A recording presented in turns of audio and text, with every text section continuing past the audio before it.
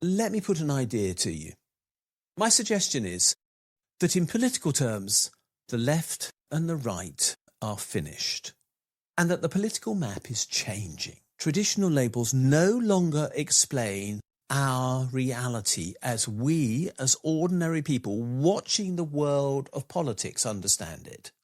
What we can see is that there is what I call a single transferable party that seems to shift power within itself under various different brand labels over time, but nothing changes. That's because, in technical terms, the antisocial neoliberal economic policy that dominates the thinking of all these single transferable parties is the same whoever we vote into office. And what we need, therefore, is a new dividing line in politics. This matters for the future we must fund. Let's be clear what the old meanings were all about. Once upon a time, being on the left meant that you were concerned with social justice and collective action. Being on the right meant that you defended those with wealth and the social hierarchy. The divide was centred on labour versus capital, in a sense, but you could also express it as public versus private or redistribution versus protectionism. But that framework no longer fits the present. The left has in effect collapsed. Many of those who call themselves left-wing have now in effect embraced market ideology. Their fiscal rules come before any public need, as Rachel Reeves has very clearly evidenced.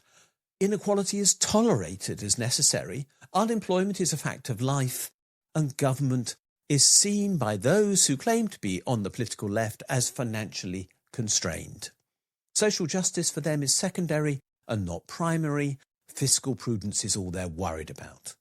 At the same time, there has been a transformation of the right, and let's be clear, it too has changed fundamentally.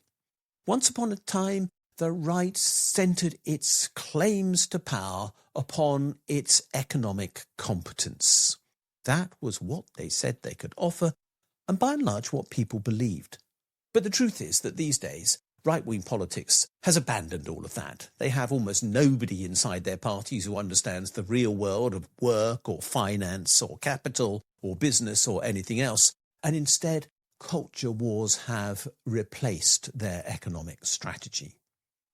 They might permit continued unadulterated and unlimited wealth extraction, but they only do so because democracy is being sidelined by them in favour of finance, whilst grievance politics are used to defend privilege. There is then a new divide. The old left-right story hides the true conflict now. The question now is actually about care versus neglect. The right might be more neglectful than the left, but neither gives a damn about care.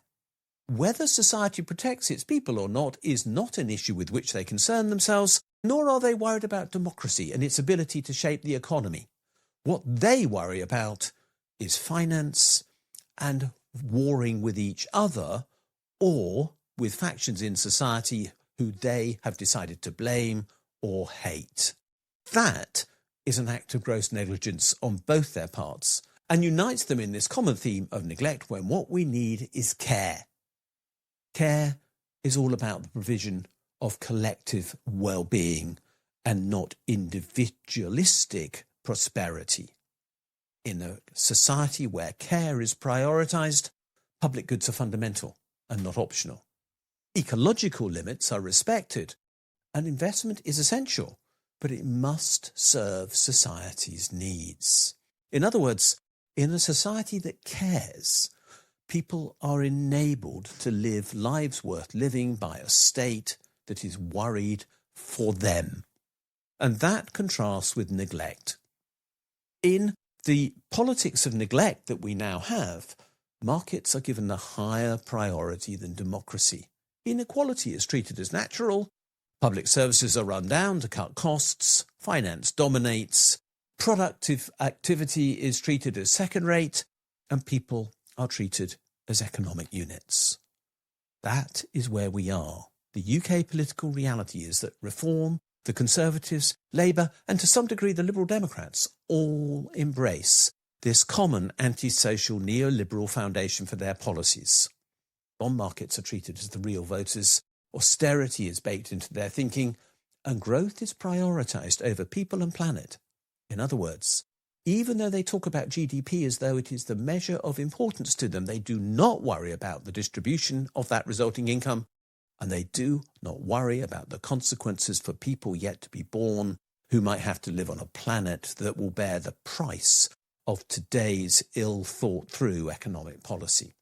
They all, therefore, deliver variations on the same theme. The differences might be real. Liberal Democrats will most certainly be offended by being compared with reform in this video, and I accept that the tone is different, but the underlying structure is not very much so. The wealthy remain protected in every model. Tax justice is marginalised too often, and public investment is always constrained by the myth of a shortage of money when no such shortage exists. Financial power, without exception, always remains unchallenged by politicians too fearful to raise their voices to say, "We do not think you're getting it right." And as a result, the left-right labels are failing. We only have politics that is sitting on the right where markets dominate everything. The left hardly exists. The right has lost its descriptive power as a deliverer of economic competence because we saw only too clearly during the course of 14 years of Tory rule that this was not what they had to offer. And frankly, voters are left seeing no real choice at all. In that case, democratic renewal is becoming hard. It's not surprising that reform looks as though it's riding high in the polls as a result because people are cynical and disengaged. It's also not surprising that many on the left are now moving towards the Greens because they have a leader who looks as though he might have a vision and an understanding of what the world should look like. And that is so rare that, of course, people are attracted to follow. But the real question is, who does the economy serve? That is the basis for a real new dividing line within our politics. We have to decide whether politics is going to be about financial markets and profit extraction, or is it going to be about life as opposed to capital? These are where the dividing lines now are. We have to reject the bankrupt paradigm of antisocial neoliberalism, which is all about extracting value from the planet, from us, and from most working people, whoever they are and whatever they do around the world. They aren't interested in creating value. They're only interested in extracting it. They're only interested in inequality being increased and social fracture increasing because that is the basis on which they can divide and rule.